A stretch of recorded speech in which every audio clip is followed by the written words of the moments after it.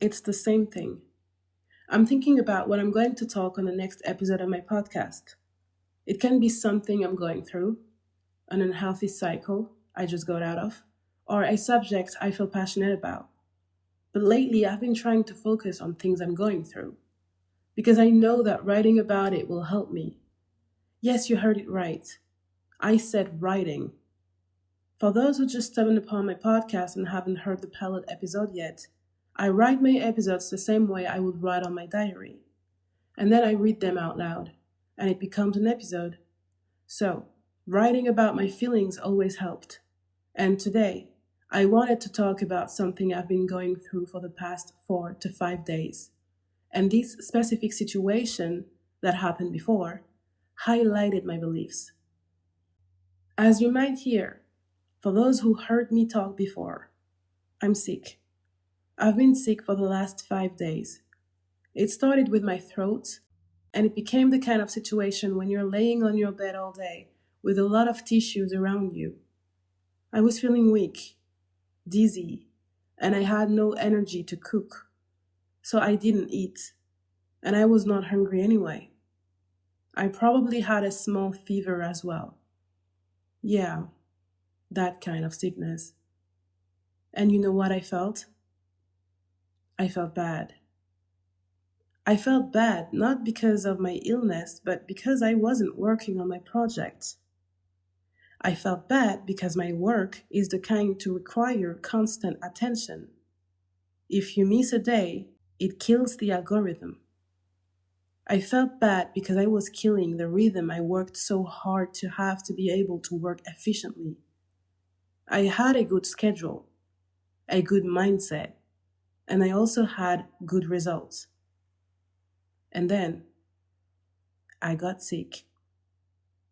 Now let me tell you what I was really feeling. I was afraid. I was afraid to no longer have the motivation and discipline I had before. I was afraid to stay on my bed all day even without being sick anymore. I was afraid that the few days without working was equal to me having to start over. And do you know what I do when I feel all of this? Absolutely nothing. And that's the issue. The moment I'm not sick anymore, I do nothing at all. What's the point? I missed so many days already. And I start feeling guilty. So I work. But just a little.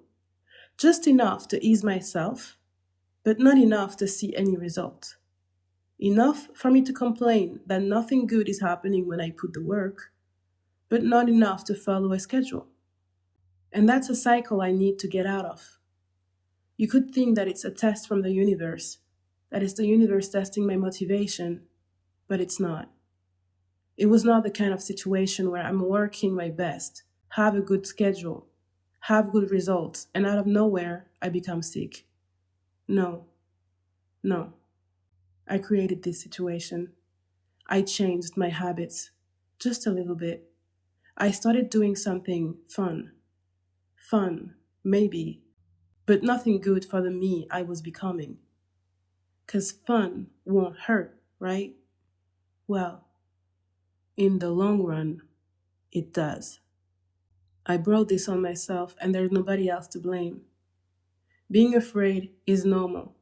It's an emotion that human beings will always feel, even the spiritual masters.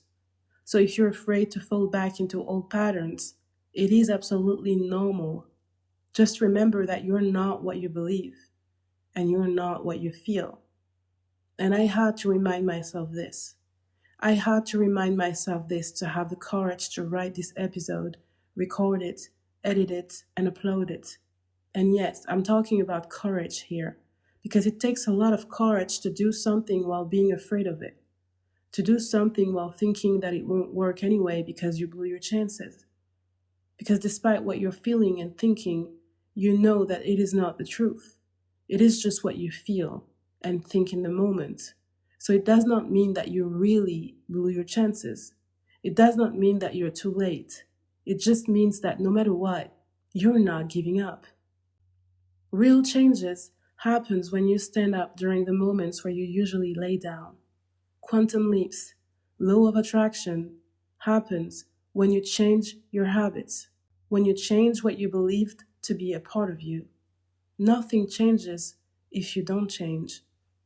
And today, I woke up and spent the entire day doing things consciously because I've realized that I never do that. I prepared my breakfast without listening to music or a video, without what I believed to be a form of dissociation. I prepared my breakfast while being conscious of what I was doing, and I spent the entire day like that. It doesn't mean I never got on my phone. I did, but I wasn't using my phone as a form to escape my daily life and dissociate. So I ate in silence. I walked in silence. I did everything in silence. And at some point, I took my phone and was on it for 2 hours. And now I'm writing those lines without my phone. All this time, I thought I had a problem when it comes to focusing on daily tasks, but I don't. It's just the way our society is. It does everything for you to constantly dissociate. And the result is people who hate silence, who hate being alone, and can't eat or sleep without having a background noise. So, during what I call a conscious walk today, I decided that it starts with this. If I really want to see change in my life, I have to be conscious of what I'm doing. And during that walk, a sentence started to form in my head. Small conscious steps, big spiritual results.